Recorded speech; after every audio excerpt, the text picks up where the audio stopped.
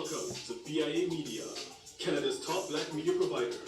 Whether you're looking for content on fashion, art, music, or simple lifestyle, we bring you the best the black community in Ottawa has to offer and so much more. And better yet, do you have a project you need help with? Well, look no further. We provide equipment, studio, and office space, as well as a team of dedicated individuals to help you bring those ideas to life. So don't wait. Check out our new website at biamedia.ca for more information on how to contact us and start creating today. BIA Media, your way.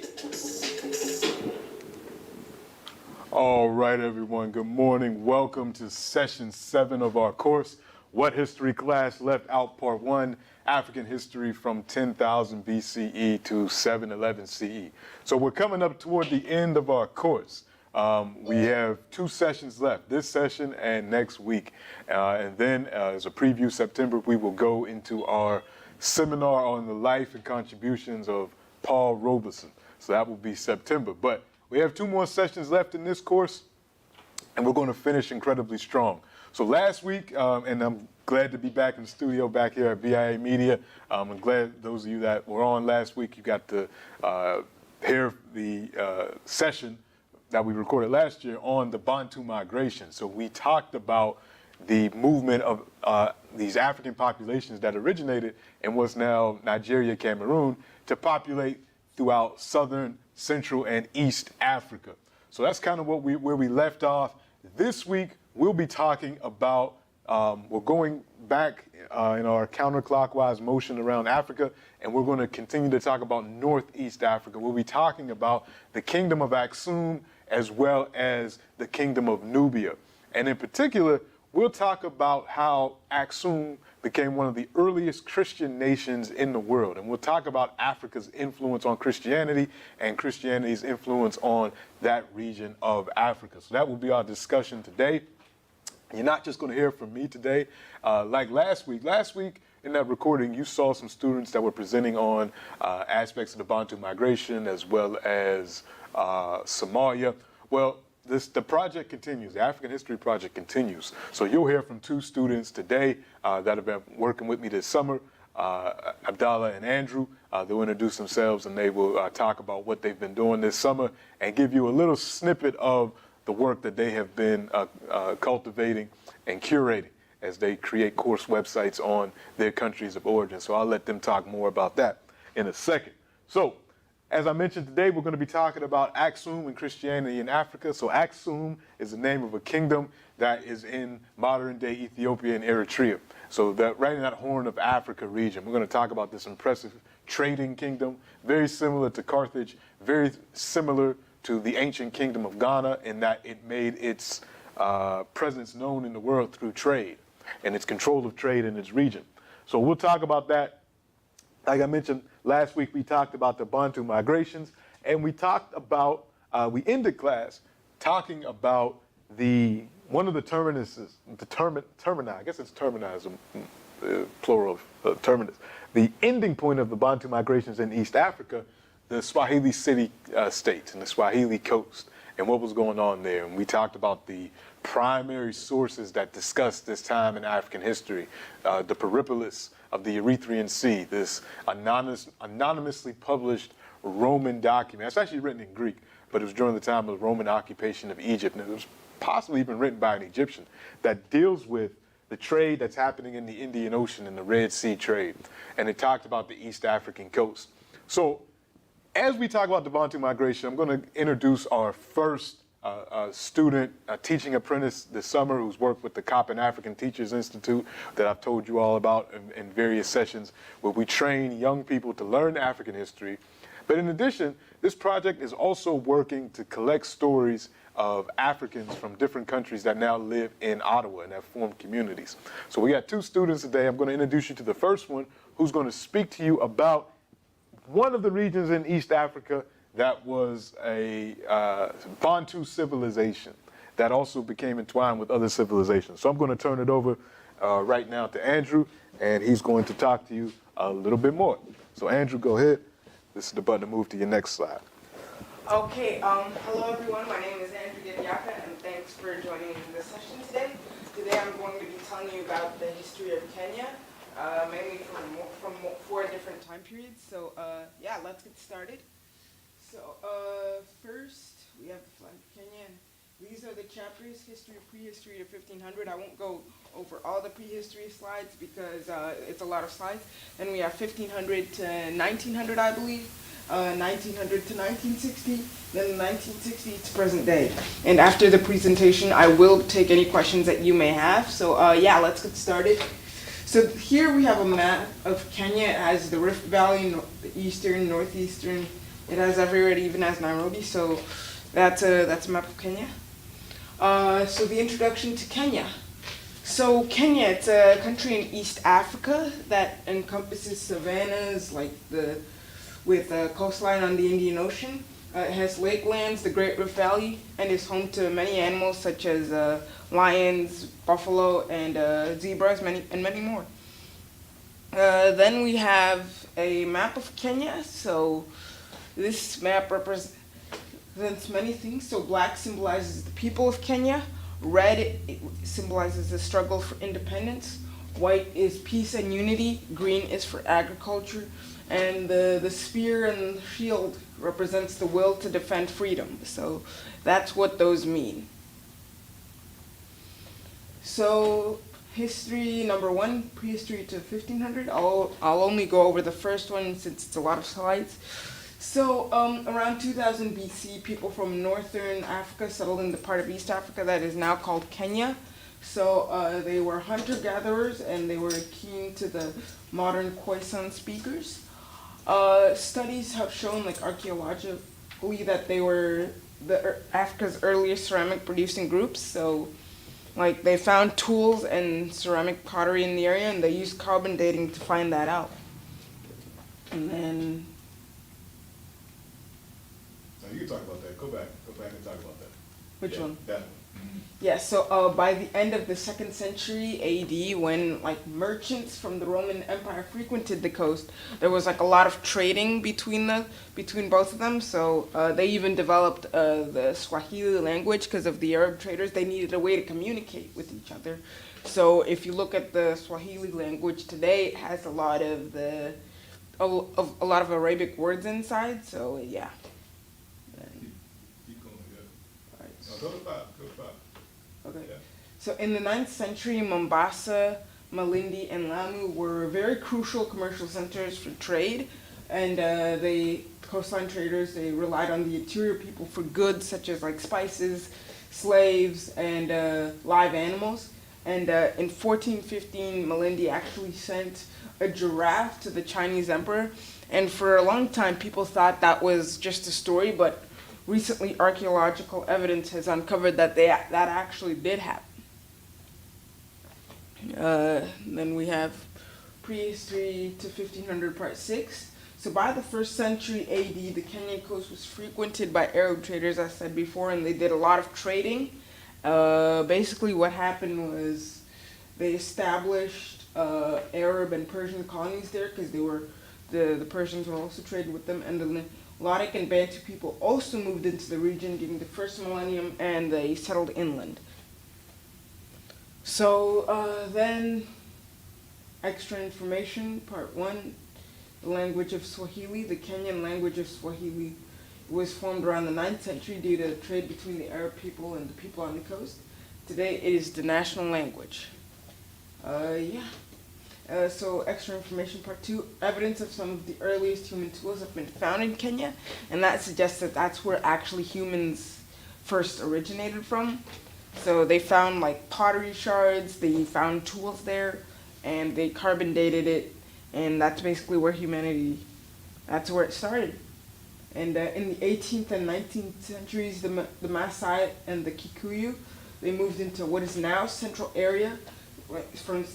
They moved into what is now central Kenya from an area north of Lake Rudolph sometime in the mid 18th century, so 1750s, 60s, around then.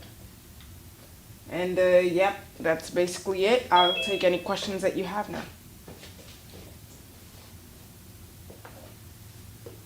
All right, Andrew, very good. Any questions in the chat, Daniel? Anything for Andrew? There's no questions in the chat right now. All right. Well done, Andrew. Well done. Well All done. right, thank you. Thank you. All right. Great job. And Andrew is also working on the course website where he's going to have a lot of this information. He's also in the process of setting up an interview with some of the leaders in the Kenyan community here in Ottawa. Because the project that they're working on this summer, called the Africa in Ottawa Project, focuses on the history of these countries and those four eras that Andrew had mentioned, but it also focuses on collecting the stories of Kenyans, Ghanaians, South Africans, Congolese, Rwandan, Haitian, Jamaican, all the representatives of the African diaspora that have made their home in Ottawa. And what that has been like. So very good presentation, and we're going to hear from another student a little bit later on. So if you are Kenyan or if you're East African and you want to contact Andrew, he will probably be, Andrew, will you be willing to talk to folks, right? Yeah, he's going to, when his course website is complete, we're going to have all these websites together. We're going to be sharing it with people. You heard students a few months ago that are working on this project. So we're trying to get every country on the map of Africa represented, and in the diaspora, in the Caribbean and South America, so on and so forth. So very good. Thank you again, Andrew. So let's get back into it.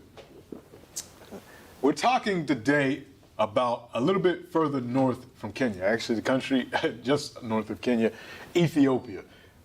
When we mentioned Ethiopia in previous sessions, what we were talking about was Sudan. Sudan and Nubia, when we talked about Ethiopia in previous sessions, what the Greeks called that region. But today we're going to be talking about the Kingdom of Aksum, which is located partially in the modern nation state of Ethiopia, as well as the modern nation state of Eritrea. PJ, could you let's move this. All right, thank you. So we're getting toward the end of our timeline for this course, and we're going to pick up with part 2 of this course in October. But we are right around here. We'll be dealing with 500, actually, our discussion today is be around 300 CE, and we'll probably go up to around, right toward the end, around 700 CE with our discussion today. Maybe a little bit further than that when we start talking about, we'll introduce Islam today, but we're going to spend a lot more time talking about Islam and the Arab invasion into Africa next week. All right, so the Kingdom of Aksum. The Kingdom of Aksum emerges sometime around 500 BCE. And this is a nexus region in Africa. It's a region of incredible interchange. You see the Kingdom of Aksum is right at the top of the Horn of Africa, where the Horn of Africa begins, and the kingdom actually stretched into southern Arabia, into modern Yemen at its height. It controlled both sides of the Red Sea. So you got people moving from southern Arabia into Africa, people moving from Africa into southern Arabia. And in fact, if we go back millennia earlier, when human beings first emerged out of Africa, sometime around 100,000 years ago, there was actually a land bridge that connected southern Arabia to Africa. And this was one of the routes that people actually took out of Africa to populate the rest of the world. And ever since then, this has been a crossroads, one of the major crossroads in humanity, a lot of cultural exchange. The same thing that we see, in the Sinai Peninsula that connects Egypt to Western Asia. So you see a lot of population movement. So the Kingdom of Aksum, at its height, controlled both sides of the Red Sea, incredibly strategic. Because if you're trying to trade from Egypt, going down into what's now the land of Punt, or you're trying to trade from the Mediterranean world, you go through the Sinai Peninsula into the Indian Ocean, you have to pass through the territory that was controlled by Aksum. So it was incredibly strategic in its location, and it built itself into a powerful empire as a result of this. So the Kingdom of Aksum, it grows to its height at around between 300 and 500 CE. The Kingdom of Aksum is at its zenith point. We are going to rely on a number of written records and archaeology to reconstruct this history that we're going to be talking about today. So in terms of primary sources, written record, the Greek. Greek language is key to understanding what's going on in this region. At the time that we're going to be talking about, again, roughly between 300 and 500, 600 CE, Common Era, this region of the world, Greek is the lingua franca of trade. go back 600 years from the time period we're talking about 300 BC. This is the time period of Alexander of Macedonia. Alexander of Macedonia sets up one of the largest land empires in the world, the Greek Empire, that stretches from Greece all the way into parts of India, takes over Persia, parts of Arabia, of course, Egypt. Ever since then, this is what creates the Hellenistic world. This region was united by the Greek language.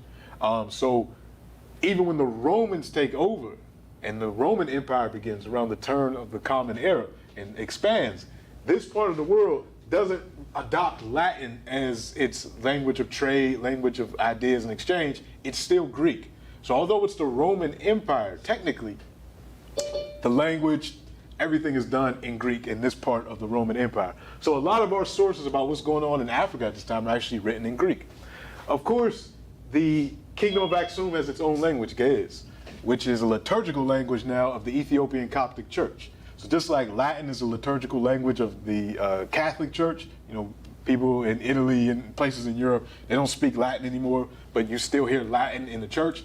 Well, in the Ethiopian Coptic Church, Ge'ez is a liturgical language. So you can still, people still study it, it's still studied, but it's not spoken.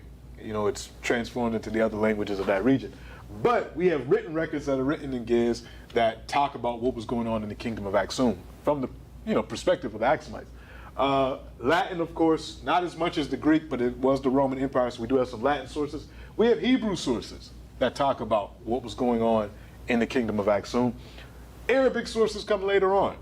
Again, we're looking at this region that's right at the border of southern Arabia, or controlled part of southern Arabia for large portions of time. So we have Arabic sources. Of course, the Quran talks about the king of Ethiopia and the Kingdom of Aksum a number of times, because it was the Kingdom of Aksum that actually gave respite to many of the early followers of the Prophet Muhammad when he was being persecuted. So when there was the flight from Mecca to Medina, some of the Prophet's followers actually went to the Kingdom of Aksum and were given refuge. So Muhammad always talked highly about the Kingdom of Aksum. And then Coptic, the Egyptian language of Coptic, because the Coptic Church and the Ethiopian Church are incredibly connected theologically. Even the origins of the church in Ethiopia come from the Coptic Church in Egypt. So we have Coptic sources that talk about what was going on in this time period. And then, of course, we have archaeological records as well. We have things like the Azana stone, which we'll talk about. We have monuments and stelae, many of which were stolen from Ethiopia during the Italian occupation in the early 20th century. We'll get into that. And we also have what's called numismatic evidence, the study of ancient coins. So write that word down, keep that word in your Rolodex, and you can bring it out at Thanksgiving or whenever you meet with your family to make yourself sound super intelligent. You can say, let's talk about the numismatic aspects of the things. And people will say, what are you talking about? You say, oh, I'm just talking about coins. So, we're going to have when people study this time period, they might study the coins of this time period. And they're going to look at that transition from the coins that have that old lady in England that died a couple months ago, Queen Elizabeth, to King Charles. And that shows a historical change in the monarchy. So people thousands of years from now find, tunies and stuff, and they see the change in the figurehead on the coin, then they'll know something happened historically. Well, we can do the same thing back in the day. And one of the things that we found is the reach of the Kingdom of Aksum, how rich the Kingdom of Aksum was in terms of trade, because there were coins found with one of the early kings. And when you say Negus, Negus, that means king. That's the Ethiopian word for king. That's the word for the king of kings, the emperor of Aksum. Emperor Indubis, Negus Indubis, who lived around 270 CE, circa 270 CE. We found coins with his image, and a lot of the lettering is Greek. Because remember, Greek was the language of trade in the region. These coins were found as far east as India. So we know the Aksumites were trading as far away as India, possibly even China. As was mentioned by Andrew in this presentation of the Swahili City Coast, they were engaged with trade with China. The Aksumites were more than likely engaged with trade with China. And we find these coins with these images of these African kings in India, in Persia, throughout the Red Sea world, as well as the Indian Ocean world, because this is the trade that was happening. And they were minting their own coins. These coins weren't meant to necessarily be used inside of Aksum itself, but really were designed for international trade. And this is really, really key. This is a time period where Africa was at the forefront and leading in international trade. Not just taking things in, not just purchasing from other places. They were bringing things in, like I said, porcelain from China, goods from India, from the Silk Road trade. But they were also exporting things like ivory, frankincense, and myrrh, these types of things that were incredibly valuable to the outside world. Aksum was providing those, so it grew incredibly rich. And this coinage shows us. We even have coins of another king, Negus Alpheus, and we see his coins that are found all over the place. So, very important aspect of history. It's not just the written record, as we mentioned before, it's not just the oral history, but we can reconstruct the history through coinage. We can reconstruct the history through pottery and carbon dating and thermoluminescence dating and all of these different methods that we can use to reconstruct African history, and in fact world history, because it shows the interconnectedness of the world. We think globalization is a new thing. It's not a new phenomenon. We've had these things. All right, so like I mentioned, Giz, which was originated sometime around 300 CE, and you can still read it and learn this history. So let's talk about Aksum. At its height, again, Aksum was able to control this region. So if you're trading from the Greek capital of Egypt, Alexandria, which becomes the Roman capital of Egypt, and you want to trade and get into the Indian Ocean, you got to pass through the kingdom of Aksum, which also controlled southern Yemen and southern Arabia. You see right there, there's a kingdom of Saba. The kingdom of Saba. Now this is really important because many of you say, well, I've never heard of the kingdom of Saba before. What is Saba? You've probably heard of the queen of Saba or the queen of Sheba in your biblical text or your Quranic text. In the Quran, she's called Bilqis. But this was a region, sometimes it was independent, but sometimes it was controlled by Aksum. So Saba, in the Ethiopian tradition,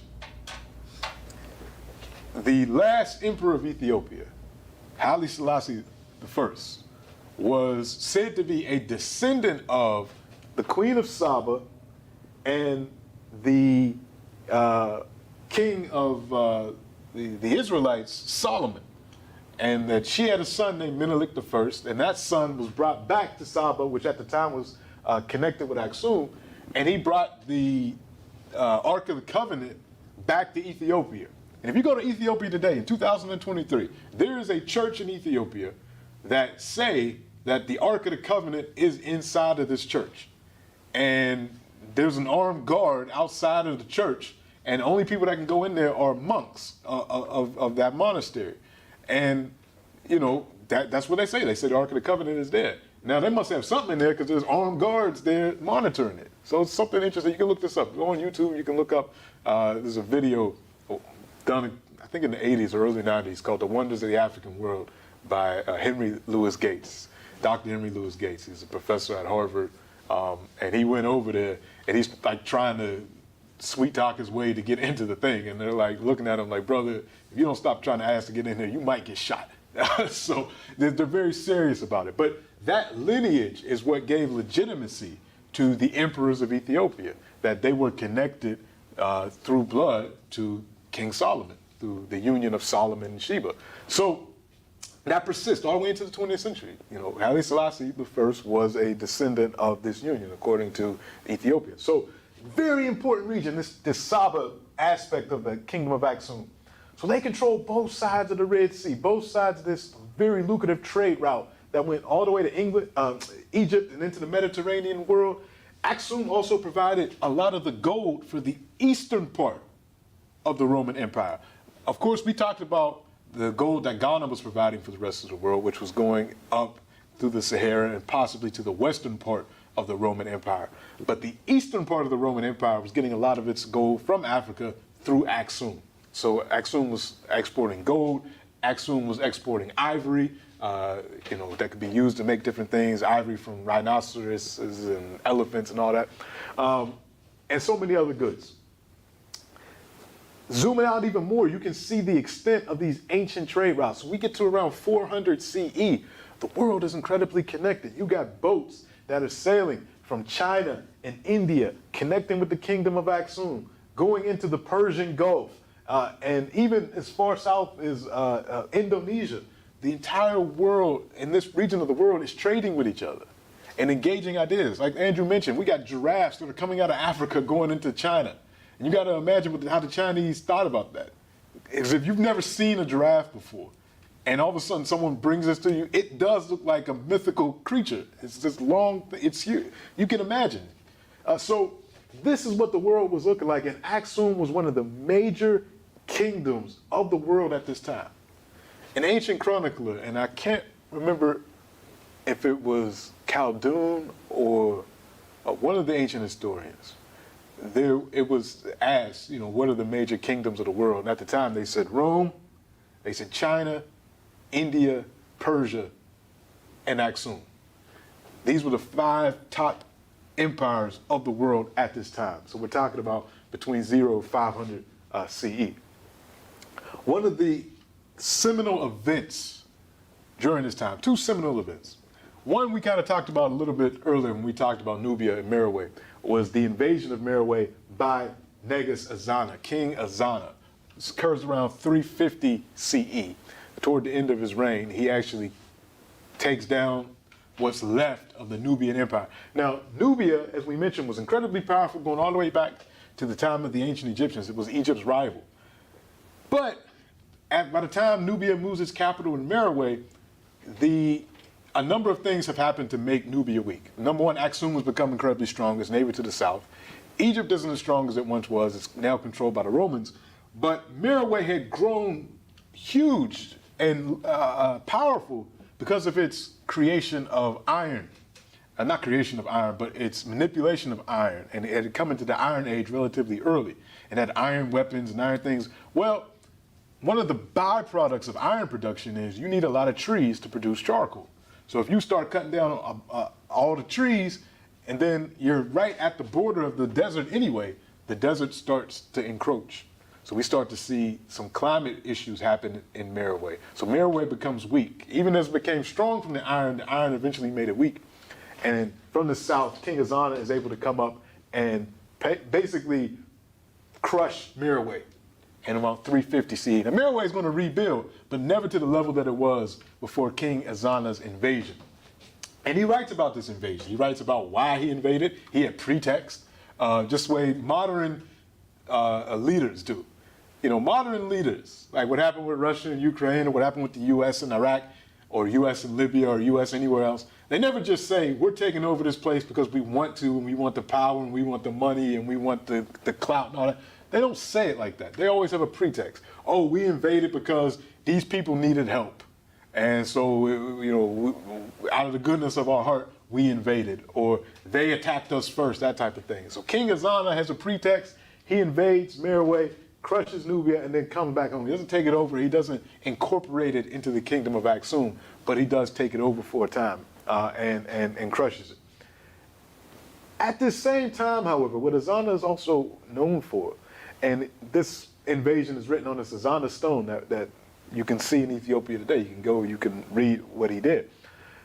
But around the same time, Azana also officially converts to Christianity. Now this is really, really key because Ethiopia is going to be a Christian nation, essentially, from this time, about 350 CE, all the way up until the 20th century.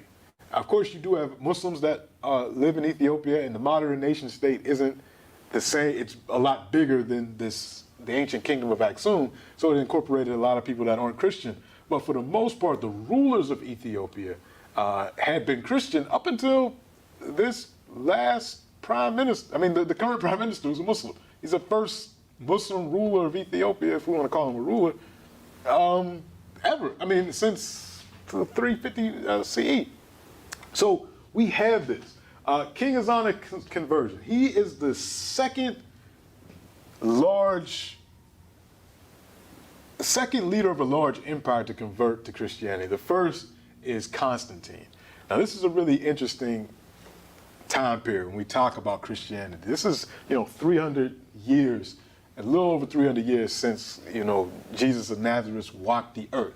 So it's still a relatively new religion. It's only about 300 years old, but now the religion is starting to go through a change. The religion has become a religion not of poor people and just everyday folks, because you got to remember, Jesus of Nazareth was a carpenter, they say, and all his followers were fishermen and illiterate folks and just regular everyday people. In fact, he's killed by the Roman Empire. They're the ones that actually carry out his execution. But by the time we get to 300, more and more upper class people have adopted this faith, this religion that's not united at this point. There's not one church that's going to come play a big role in what we talk about. So the Roman Empire, the Roman Emperor Constantine converts to Christianity on the battlefield. And then not long after that, King Ezana converts to Christianity. And they're both warrior kings as well. And the history tells us something very interesting about Ezana, because we have a lot of records about him and the things that he wrote about himself in the Ezana stone and a stele with his story on it. And the earlier records, Ezana always gives the glory to Makrim. Makrim was their god, particularly a warrior god. M-A-H-R-E-M, Makrim. So when he wins, he says, I'm a son of Makrim. And Makrim was associated with the Greek god Ares, or the god of war. But later on in his life, after he converts to Christianity, he starts writing things about the Lord of heaven and the Father, Son, and the Holy Ghost, and Jesus Christ. So we see the evidence of his conversion. And then there are some documents where he says both, where you see that he has converted to Christianity, but the rest of his population hasn't. So he still has to appease the masses who haven't converted to Christianity, while at the same time still showing that he is a faithful Christian. His life is interesting. His mother actually converts earlier than him. There's a great story about the first missionaries to Ethiopia. They came from Syria, actually, two brothers from Syria who had got shipwrecked somewhere in a region controlled by the Kingdom of Aksum, either on the Red Sea or on the Indian Ocean. They get kidnapped, shipwrecked, and then they're brought to work in the court of Ezana's father. Ezana's father dies while Ezana is still young, and his mother is basically in charge. So she takes these two Syrian missionaries, and she says, you're going to instruct my son. You're going to teach him Greek. You're going to teach him these things, and that's going to be your job. Eventually, one of the brothers goes back home to Syria, and he's kind of out of the historical picture. But the other one, he makes his way to Alexandria.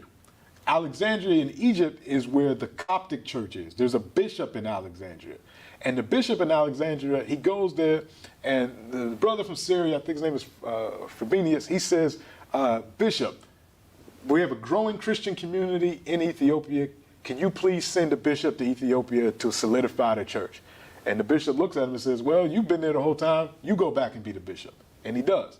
And it's during this, and when Ezana finally becomes king and he does all these things, he eventually converts to Christianity and becomes the second leading figure of an empire to convert to Christianity. And once he does, and then it's a trickle-down effect. The leader converts, people want to be close to the leader, people want to be close to power, and the people start converting. Even though you did have a small group of people. Ethiopia had early Christian communities even before this.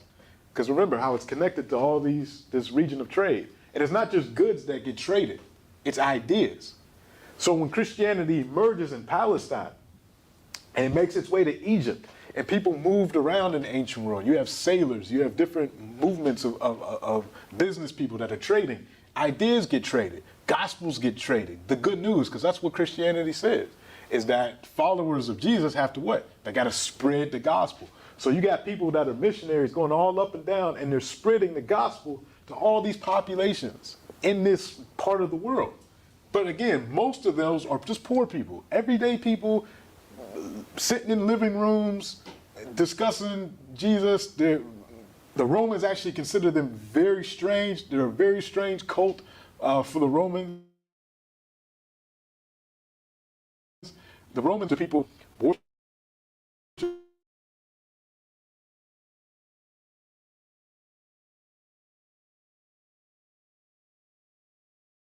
So the Romans are used to that. And they're used to very public festivals for all of these different gods and divinities that live throughout the region. And everybody participates, and it's a big thing. And then the emperor himself is viewed as semi-divine. So there's days where people come out and worship the emperor, and they worship these things. And then you got this group of people, these Christians, that, number one, they say that there's only one God, and they only recognize one God, which is incredibly weird to the Romans. They are doing these weird rituals where they're drinking somebody's blood and eating their body. So from the outside, so for Christians here, they're like, well, yeah, that's communion. That's it. For Romans, this is strange. You're worshiping a guy that got crucified, and you think he came back, and you're drinking blood and doing all this. They thought they were incredibly strange. So it wasn't popular. It wasn't popular. It was among poor people that saw in the message of Jesus of Nazareth hope in their lives, and they organized around that. So when Azana converts, he becomes this Christian ruler. He is right in the middle of a lot of the politics around the religion of Christianity becoming an imperial religion and what that looks like. So Azana writes this. This is one of the texts, actually, where he connects his Christian conversion to his military victories. And he's talking about another invasion that he makes into Sudan. He said, by faith in God and by the power of the Father and Son and Holy Spirit, to the one who saved the kingdom for me by faith in his Son, Jesus Christ, and to the one who helped me and who always helps me, I, Azanas, king of the Axumites and Himyarites and of Redan and the Sabians. So he's talking about all the areas that he controls, not just Aksum, but also southern Arabia, because the Himyarites are in what's now Yemen and southern Arabia. Of course, we talked about Saba, the Sabians. He says, servant of Christ gives thanks to the Lord my God. I'm not able to tell the full measure of his favor because my mouth and mind are not able to tell all the gracious things which he has given and which he has done for me. That he made me strong and powerful and gave me a great name through his Son in whom I believed. And he made me leader of all my kingdom because of my faith in Christ and by his will and the power of Christ and because he himself led me. And in him I believe, and he himself my leader. And I went to make war on the Nova because the Mangarthro and Kasha, and these were different groups of people, cried out against them, saying, the Nova made us suffer. These are folks in Nubia. The Nova made us suffer. Help us, because they oppressed us and killing us. So you see this. He's saying this is pretext for invading Nubia again. These people said that the Nova are attacking us, therefore I came and helped them. And God gave me the strength to do that. This sounds like U.S. foreign policy. And we got to go save people, and God is blessing what we're doing. So even earlier, at this time, people are using God and Christianity and any religion to justify the things that they're doing. God didn't tell them to go up to Sudan and do this. But again, so our ancients aren't very dissimilar from people today. But anyway, right in the middle of all of this, and I'm going to open it up for questions in a second. Right in the middle of all of this, there is no such thing as one Christian church. There is no one overarching church. And this becomes a problem for rulers like Azana and the Roman emperors, because they want the faith to be united. They don't want all these different versions of Christianity, because at this point, this is about 300 years after Jesus of Nazareth, preached his gospel. When it went out, you got all these different groups believing different things. They all have different gospels. When you look at the biblical text, those books, Matthew, Mark, Luke, John, the Acts of Paul, the letters of Paul, all of that, the Acts of the Apostles, the letters of Paul, all of those were different places. So you had some congregations that only had Mark. That was it. You had some that only had John. You had some that only had some of the letters of Paul. And they all had different philosophies and ideas of what it meant to be a Christian. Were you a Christian because of what you did? Did you have to be Jewish to be a Christian? Did you have to follow the Mosaic laws of circumcision and all of that? Are you redeemed by faith? Just believing that Christ died and rose again, are you saved? Or you have to be saved by your actions? So there were all these debates, even debates about who Christ was. Was Christ God? Was Christ just a man, just a prophet? Was Christ both? Was Christ 75% one, 25%? So you had all these different groups with all these different ideas. This is not surprising. We can look at modern religious movements that aren't centralized, but that have the same type of things. You look at Rastafarianism, which emerged in the 40s and 50s. If you go to Rastas, there's no one Rastafarian church.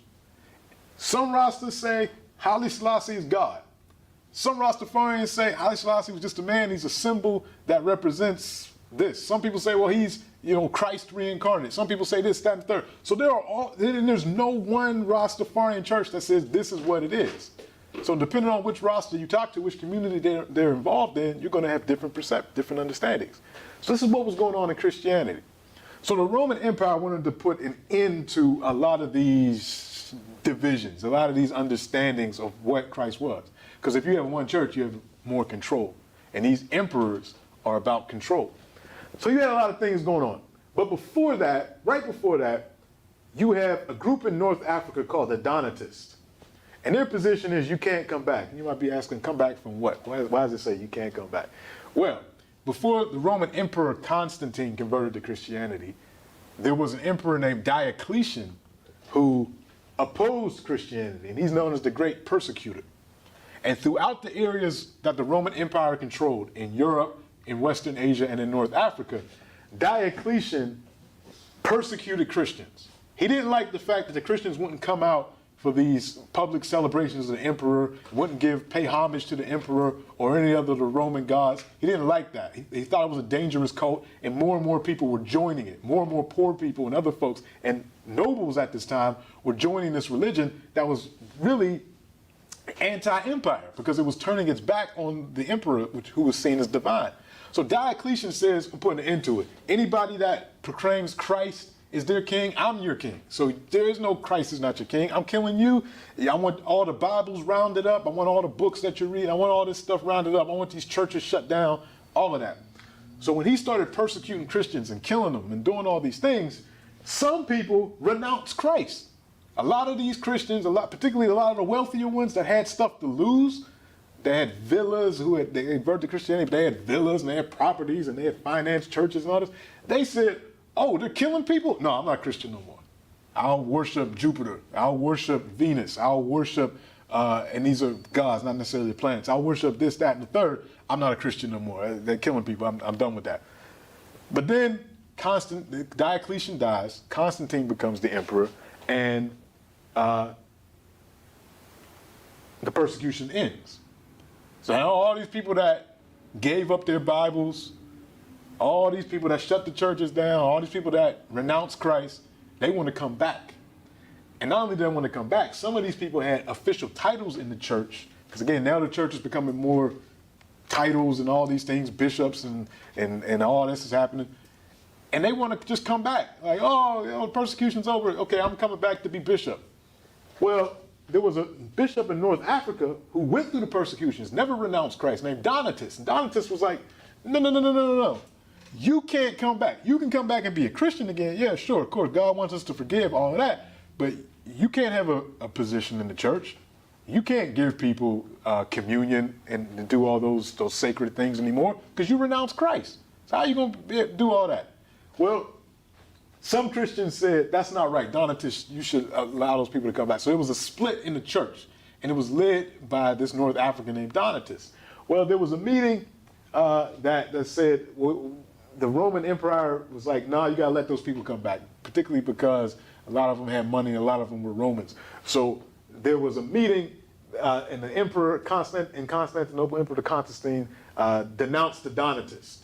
He said, no, they're a sect that we're not going to recognize. So there's a lot of North Africans that had joined this movement, and they became enemies of the Roman church that's attempting to unite everything. So we got that here. You also get, in Egypt, another conflict emerged with a guy named Arianus. Now, when we talk about Arianism, we're not talking about Aryan, like the Aryan nation, like white nationalism. That's not what we talk about. There was a guy named Arianus who had an idea. His philosophy of Jesus was this, that Jesus was not co-eternal with the Father, meaning that there's God, and then God created Jesus. They're not the same thing. Jesus wasn't always there from the beginning, and that was his theology. And it spread throughout large parts of the Roman world. Well, this caused another controversy because there were a number of bishops and other folks that said, no, that's not how we see things. That we see Christ as co-eternal with the Father. And you had all these debates. But this one grew. Then you had the Miaphysites, another group that had these ideas about the nature of Christ. And all these are what we call Christology, debates of Christology. What is the nature of Christ? How divine is Christ? When did Christ become divine? Was it at birth? Was he always divine even before birth? Was it at his baptism that he became divine? So you had all these debates. And the Miaphysites, this became one of the major differences between the churches in Egypt, Sudan, and Ethiopia versus the Catholic Church based in Rome and Constantinople, which was Christ has a single nature and it's divine. Christ has a single nature and it's divine. These are these philosophical ideas that they debated. Some said that there's one nature of God and the Word incarnate, and there's Christ's manhood was absorbed by his divinity. That's a guy in Constantinople.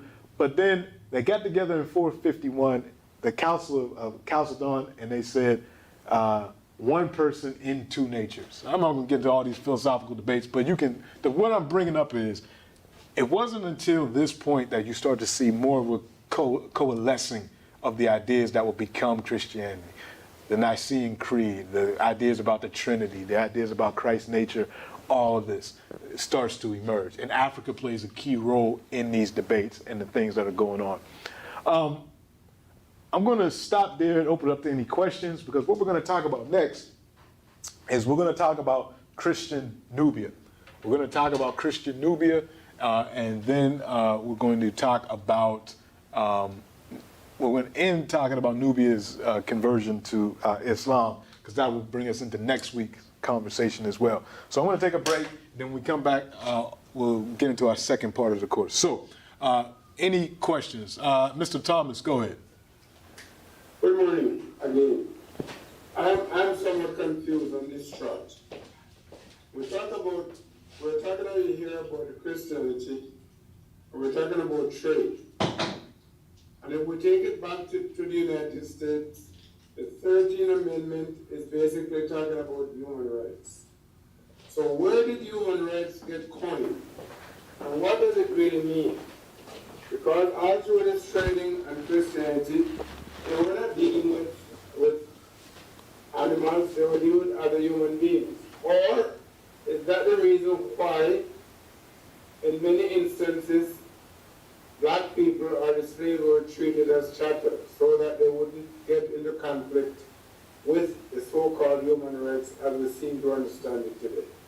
Yeah, human rights as we understand today is relatively new. Although there's elements of it in a lot of different civilizations, in that many groups saw human beings as valuable in and of themselves. Every human being is valuable in and of itself. And that's kind of the basis of human rights. Every human being has dignity. But that wasn't always carried out by these civilizations, as we can see, as we've been looking at, because of war and slavery and all these things. So the modern understanding of human rights doesn't emerge until, the 20th century, after a whole lot of genocides and other things happen, is when we start to get this discourse. But people have always used it in some form, particularly the oppressed, have used this appeal to the common humanity to fight oppression. And we can see seeds of it in different philosophies and different religions. So it's really interesting when we talk about this time period, that folks are willing to put nationalism and these ideas over just the intrinsic value of humanity. So it's something that we still haven't quite got the grasp of, honestly. The way we treat people around the world our actions don't line up with those values. And they didn't then, and they're not yet there now. I think we're getting better as a human civilization, but we're not there yet. But it's interesting when we look at these things. But I like how you mentioned. Go ahead. The fact is that even today, in the United States, and considering that slavery was so-called abolished back in 1834, not in the United States, but the 13th Amendment was to address human rights, and yet it's still a struggle today. Oh yeah, and the United States is one of the most hypocritical places because it wants to press upon human rights and things in other places, but the United States doesn't even sign human rights treaties. And if they do sign human rights treaties, they put so many reservations and declarations and understandings on them that they essentially become meaningless. So there's a lot of hypocrisy going on. And I like how you mentioned trade when you talked about it, because that's a key element of this, is people lose their values when money starts to get thrown in, particularly when we get into the billions and trillions of dollars. All of a sudden, morality and humanity don't seem to mean as much. I don't know what it is, but the wealthier you get, the less you care about humanity. But that's where we're at, and we could go on talking about that for a while. David H., go ahead. Thank you and good morning. I just wanted to mention for the Trinity part of Christ, that's not in the Bible. That's a Catholic overlay and comes from their other texts, which aren't part of that canon, which the Bible, the Holy Bible that we have today with the Old Testament, or the Old Testament and New Testament, the word Trinity does not appear. So that's actually a concept that's overlaying what's going on there. So that's just a tidbit.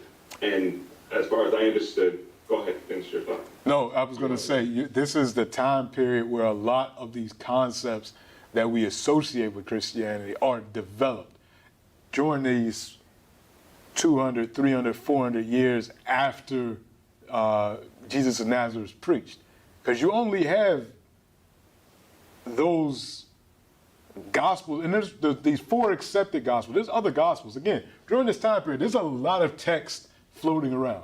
There's a gospel of Thomas. There's a gospel of Peter. There's all these different things that didn't make it into the accepted text, biblical compilation that we call the Bible. And even different churches have different books. You know, if you grow up in a Protestant church, there are, I might be getting this wrong. Yeah, there's, in a Catholic Bible, I think there's more books than in a Protestant Bible, because I think they include things like Maccabees, and I think there's some other things that are in there that aren't in that. And then if you look at a Eastern Bible, there's different texts. So you got, nothing was said, Christianity, like many religions, did not come into being with all the things that we associate with today. These things were added and shaped and discussed in these ecclesiastical conferences and these types of things. Correct. But yes, so all that is true. And at the same time, where I wanted to actually get some traction is that we're always, or typically we're discussing the historical viewpoint from the conqueror. Is there an endeavor or an initiative to try to capture some of the lost text or the text that didn't go with the dominant force that ruled at that time, so that you get a more holistic view? Yeah, there's a lot of work being done around that, and you're finding that. You know, when they uncovered the Dead Sea Scrolls in Qumran in Palestine, they found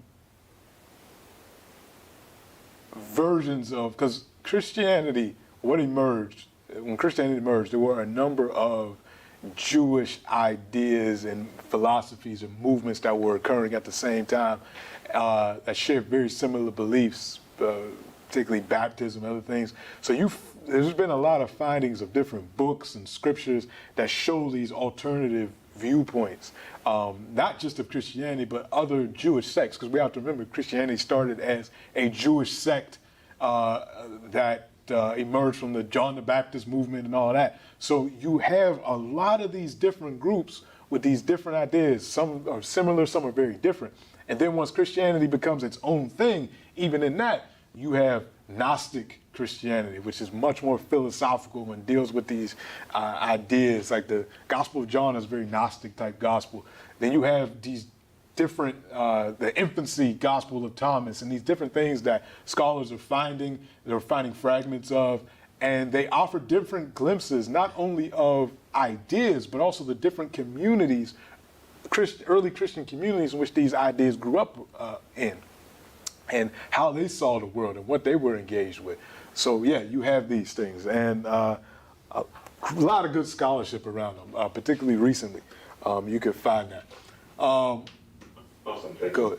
Daniel, anything in the chat? Yes, somebody just posted a question. It was asked, is there any religion or philosophy that has been able to preserve its original ideology over centuries? For example, do you know if social and economic issues have shaped other faiths like Islam or philosophies like Buddhism to the same degree that Christianity has been shaped by external factors? Of course, they all are. There is no, all of them. Because every time someone sits down to write a theology, they can only reflect on the things that are happening in their own times. No one is cut off from the events, political, economic, social events of their own time. So the leadership, and then when you throw in power in a lot of these equations as well, the people that are articulating these ideas, whether they're coming from a position of power or they're reacting to being powerless, it all influences how people understand these faiths, these religions, these philosophies. So yes, there is no unchanged philosophy. Whether we're looking at African religions, we could talk about Ifa, we could talk about Voodoo, you could talk about any of those faiths. They're all connected to the time periods that they're being articulated in. And then the folks that re-articulate these faiths are affected by the time periods that they live in. So all of them, they're living theologies. And that's a good thing to point out, definitely. All right. With that being said, Daniel, I'm going to turn it over to you because Daniel's going to take us a little bit further north and continue this conversation about Christianity and talk about Nubia. Then after Daniel, we're going to finish up with another student. So Daniel, I'm going to turn it over to you.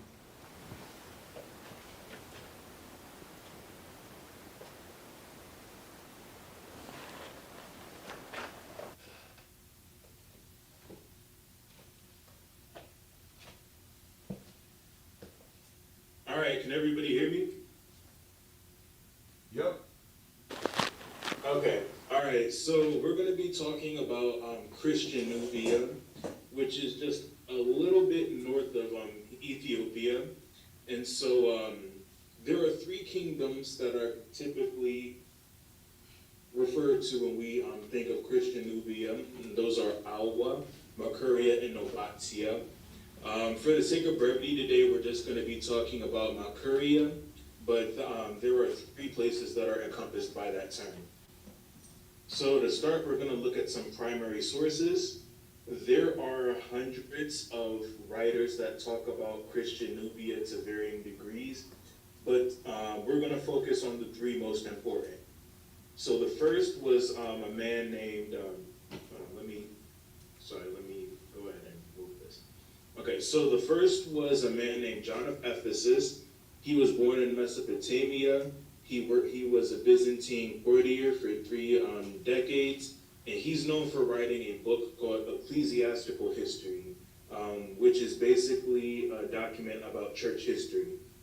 And so in here, he talks about three places in Nubia: Alwa, which he calls Elodie, Makuria, which he calls Makorte, and Nobatia, which he calls Nobade. And the way that he describes Christianity coming into Nubia, he says that there was a Byzantine queen named Theodora who sent a man named Julian down into Africa. And he spent 2 years there teaching the king of Elodia and his princes about the gospel. And then after leaving, he appointed an elder there named Theodore to evangelize the country. And so from this account, we get an idea of how Christianity at least begun to spread in Nubia. We also have an Arab named al-Baladuri, who was a court historian who worked for the Caliph of Samarra, which was an empire in medieval Iraq. He wrote a book called Fuda al-Budan, which gives some information about the first Arab campaign against Nubia, which we will be talking about next week. And then we also have Severus ibn al-Muqaffa. Now, he was an Egyptian writer. He also wrote about church history. But whereas John of Ephesus wrote about church history in general, Ibn al-Muqaffa wrote primarily about the Coptic church. So the history of popes and bishops in the city of Alexandria. And so in here, he also gives an account of Nubia. He talks about the reigns of the kings of Makuria all the way up to his time. And so just for a visual, here are some maps of the three Christian Nubian kingdoms for visuals. And we're going to be talking about the Arab campaigns against Nubia next week, so we'll just brush past those pretty quickly. And so according to the Arab documents, the first king of Makuria that we have reference to was a man named Khalidubrik. If anybody's read The Destruction of Black Civilization by Chancellor Williams, you might see his name as Kalidosos, but they're the same person. So we don't know much about his reign. We do know that he was the king who was active during the second Arabian campaign against Nubia. We're not sure if he was the king during the first, although we can make assumptions that he was. And he was responsible for signing a peace treaty with the Arabs that lasted 600 years. But again, we'll talk about that more next week. At some point after King Khalidubrik, we have the reign of a king named Mercurius. According to Severus ibn al-Muqaffa, he was known as the new Constantine because Christianity was really flourishing in his country during this time. So we have a few documents written in the Nubian script and Coptic, and even in Greek that talk about his reign. And so according to these documents, we know that he started his reign around 697 AD. We know a little bit about some of the bishops who were active during his time. We know a little bit about some of the people who would have been in religious positions of power. We also know that after King Mercurius died, he was succeeded by his son Zacharias. But like his father, he was a devout Christian, so he actually decided to give up his power on the throne to focus on evangelism and on discipleship. And so when he gave up his power, he transferred it over to a man named Simon, who reigned for an unspecified period of time. But when Simon died, Zacharias took the throne back and then transferred his authority again to a man named Abraham, who our Arabic sources describe as a very wicked ruler, as somebody who abused his power as king. And so Dongola, which was Makuria's capital city, was led by a bishop named Cyriacus at this time. And he actually tried to instruct King Abraham on how to be just and how to lead with authority and with respect. But we know from the sources that King Abraham was rebellious and he didn't want to do things the right way, but he wanted to do things his own way. So because of this, King Abraham actually wrote letters to the Pope of Alexandria asking him to excommunicate the bishop of Dongola. And so a whole conflict happened right there. Cyriacus eventually ended up moving to another monastery and appointing a new bishop named John at Dongola. And then when Zacharias heard of King Abraham's doings, he sent him to exile and appointed a new king named Mark. So Mark becomes the new king of Makuria. When he takes the throne, his friends, without consulting him, devise a plan to kill Abraham while he's in exile. But some of Abraham's supporters actually caught word of this and then end up killing Mark before his friends can kill him. So Mark was actually martyred while he was praying in the middle of church. After he died, Abraham's followers installed a new man named Cyriacus as king. This is a different Cyriacus than the bishop. And even Amukafa describes him as an honest and a virtuous man. And so King Cyriacus engaged in correspondences with the Pope of Alexandria, who at this time was a man named Michael. And there was a lot of conflict happening in Nubia at this time. There was a man named Abd al-Malik who heard of their correspondences and made efforts to arrest Michael. And then Cyriacus, kind of showing the unity between different African kingdoms at this time, actually led an army of 100,000 horsemen and camels up to Egypt to free the Pope of Alexandria. When the Nubians reached Egypt, they imprisoned, plundered, and slaughtered the Muslim Egyptians.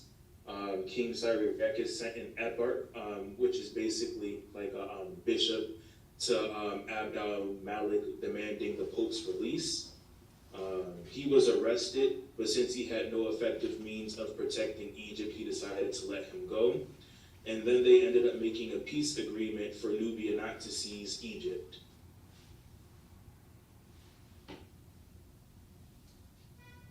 A few years down the line, we have the reign of a king named George, and another display of Pan-African unity. We actually see correspondences between Nubia and the kingdom of Aksum for the first time.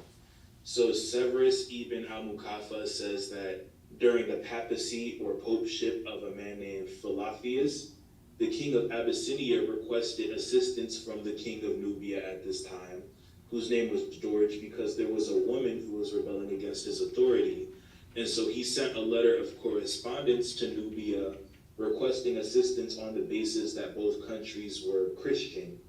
And so his letter, which I provided a transcript of right here, he says, "I desire that thou should help me and partake with me in the festive, for the sake of God and for the unity of the faith, and that thou should write a letter on my part to the Father, the Patriarch in Misher, or Egypt, to beg him to absolve us and to absolve our lands and to pray for us, that God may remove from us and from our country this trial, and may grant to us that he may consecrate for us a metropolitan or a bishop, as was the custom for our fathers, and that he may pray for us, that God may remove his wrath from us.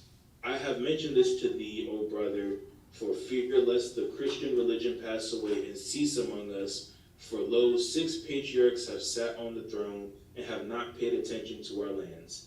But they are abandoned and without a shepherd, and our bishops and our priests are dead. And the churches are ruined, and we have learned that this trial has come down upon us as a judgment in return for what we did with the metropolitan." Now, when King George received this letter from the king of Aksum, he informed the Pope of Egypt of everything that was asked for, and he ended up sending a monk named Daniel down to Abyssinia to get things under control. So that's where we're going to stop in terms of information about the kings of Mount Kuria. But to give an idea of just how religious Nubia actually was during the medieval period, we're going to talk a little bit about their funerary traditions. During this time, it was very common for burials and tombstones to be engraved with inscriptions called Junker's prayers, which would basically ask for God to send the deceased to rest in the bosoms of Abraham, Isaac, and Jacob. In the Christian and Jewish tradition, these are some of the patriarchs of the Jewish or Israelite people.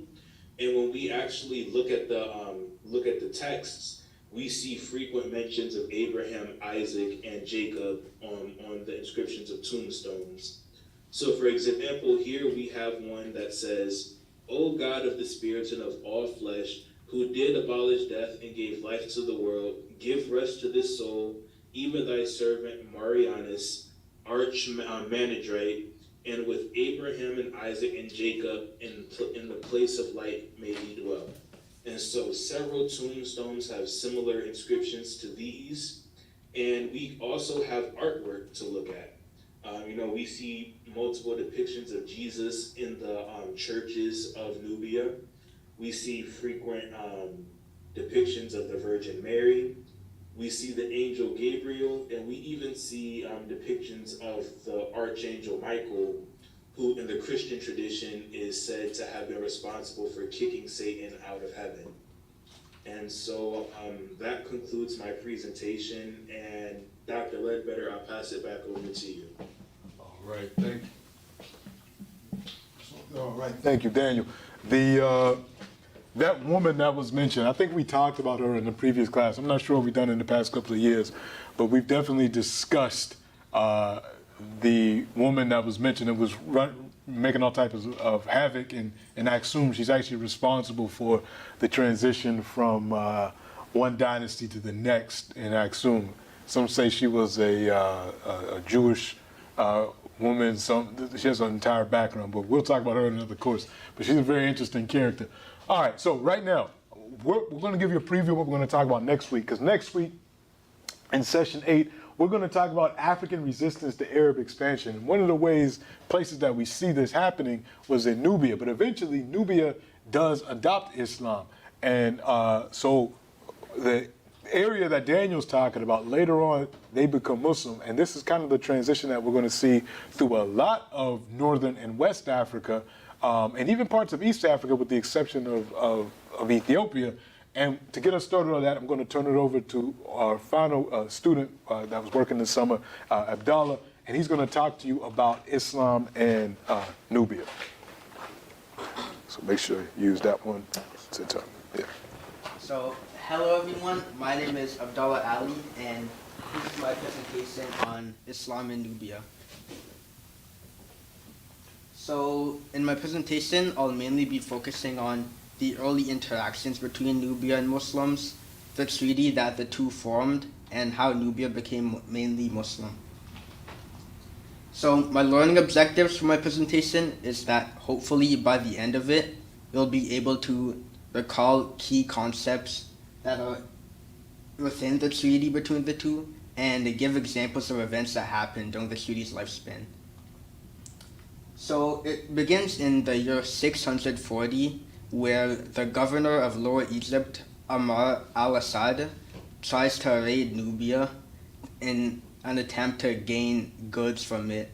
But the raid was disastrous for the Muslims, as not only did they not gain much from it, but also many of the soldiers were wounded and injured.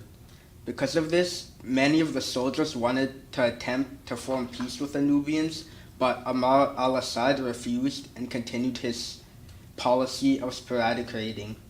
And in the year 651, Abdullah, the new governor of Egypt, attempted an even larger invasion, but still failed to subjugate the Nubians. Because of the failure of the second invasion, the two parties settled on an agreement and formed a treaty, where neither party would attack one another, and the Nubians would give the Muslims a certain number of slaves each year, and in return, the Muslims would give the Nubians goods like wheat, lentils, cloth, and other things in equal value. But the slaves the Nubians delivered couldn't just be anybody. They had to be met with certain specifications. They could be either male or female. They couldn't be elderly and had to be they had to have reached puberty, and they had to have been captives from other tribes that the Nubians had captured. Some conflict arose as some Nubians tried to sell their families into slavery, but this was permitted because of the complicated stipulations of the treaty. During the Umayyad period, during Abdulaziz's reign in 684 to 705, he disapproved of the Muslims including wine in the exchange. And during Abbasid Caliph Mehdi's reign in 775 to 785, he ordered that the Nubians be given wine, lentils, wheat, vinegar, and anything else in equal value to that. And during the reign of Mahmud in 813 to 833, some land disputes arose in Aswan, regarding lands that were owned by the king of Nubia, as he claimed that those lands were sold by his slaves and he didn't give them the authority to do so, so he claimed that they were rightfully his. The Muslim purchasers who bought those lands from the slaves didn't want to lose the lands, so they urged the slaves to disavow servitude. And the exchange between the two parties would last until the year 944. The agreement between the two was respected for over 3 centuries, and during that time there was no evidence that either party attempted to invade or occupy one another. So how did Nubia become a mainly Islamic state if the Muslims didn't try to invade or forcefully convert them to Islam? Well, it mainly started in the 14th century, where Muslim preachers and missionaries were sent to Nubia from the larger Islamic world. One missionary, Hamad Abu Dana, spread the word of Islam through mystic exercises rather than traditional preaching and spreading the word of the Quran. And in the 16th and 17th century, the spread was only advanced as many religious schools were established over the Nile where many Nubians lived. And that's my presentation. These are resources that I used for it. Any questions? All right. Daniel, anything in the chat for Abdallah? There's no questions, but there is a comment that says well done. All right, yeah, Thank you very very good job. much.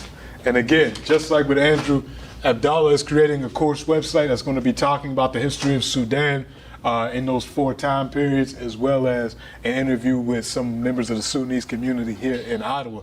So we're bringing all of this together, folks, and the information that he presented, it really shows you how things are in constant motion. And we think of Sudan today as a Muslim country, but Sudan didn't become Muslim until the 14th, 15th century. And it wasn't because of external occupation or anything, is we get this missionaries. And he had to, and as you mentioned, the scholar or the preacher had to come in a different way.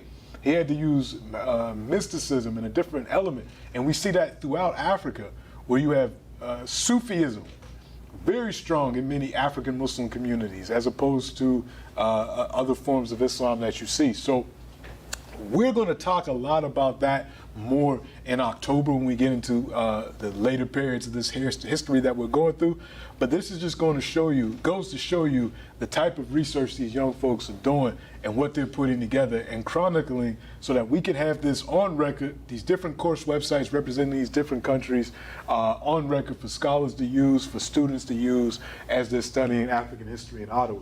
So we're going to stop there today. And like I said, next week we're going to pick up with more, ending our class at 7-11. When we talk about North Africa, we'll be talking about West Africa, and we're going to end up with our discussion on the Moors in the Iberian Peninsula. So we'll stop there today. We'll open it up. We'll stop the recording, open it up to any questions or comments or announcements folks may have. If you're not busy later on today, we do have a mentorship meeting at 2:30 at the Bronson Center in 211, where we will hear from the Brotherhood Coalition, who are talking about a Black Men's Conference that's going to be happening here in Ottawa sometime next year.